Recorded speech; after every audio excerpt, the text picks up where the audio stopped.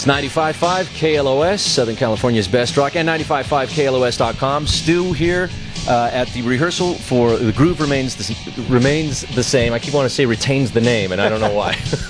The name of my guest is Frankie Banali, and I'm really thrilled to be here. Frankie Banali of Quiet Riot. How you doing? Hey, how you doing? Talking to the microphone. You know, I'm a drummer. I'm not used to having these microphone things. You know what I mean? Oh, man. So you were just making a whole lot of racket for a good long time in the next room. It sounds incredible in there. Yeah, you know, the band, the Moby Dicks, they're a great bunch of guys. A couple of the members are playing with Jason Bonham, so they know the material inside out. Yeah. And Brent, the guitar player, is an old friend, and he does a great. Jimmy Page and Brian Tichy has put this whole wonderful thing together that's afforded us the opportunity to pay homage to John Bonham. Right. And you were a natural to invite to this thing. You know, everybody knows you, but you've also done your own tribute to Led Zeppelin a couple of years back. Oh, yeah, Frankie Banali and Friends. Yeah, 24/7, 365. Yeah, that's basically because for as long as I can remember, I used to listen to Led Zeppelin every single day.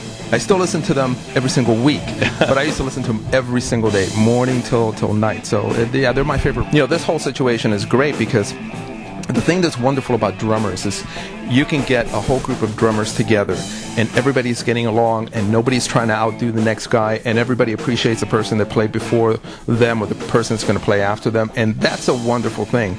And if you go in with that sort of attitude and that sort of mindset, what better way to pay homage to what I feel is the greatest rock drummer ever? I mean, John Bonham was the whole package.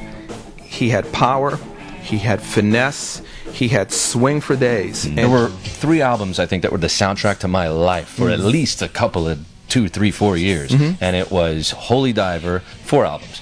Pyromania, Holy Diver, Peace of Mind, and Mental Health. We have excellent taste and with all not of those in that albums. order. It was probably Mental Health first. You know, when you look back on your career with those guys, you know, what comes to mind? We really owe it to the fans because we actually went out. A lot of people think that the record came out on Monday, and by Friday it was #1. And we were out on the road a good 7 months working that record, and then it started to pick up. And I think that it was the fan support that got it there, and of course MTV, which was music television at the time.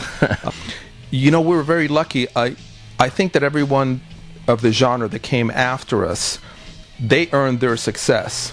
But I think the difference is that the Mental Health record made it possible for labels to want to sign bands of that ilk, managers to want to manage those bands, agents to want to book it. So I think that, you know, we kind of pushed the door open. You really broke a door down. You smashed it. Well, but we made it, you know, we made it possible for other great bands to have a shot, and then they did it on their own with you know, on their own merit. Yeah.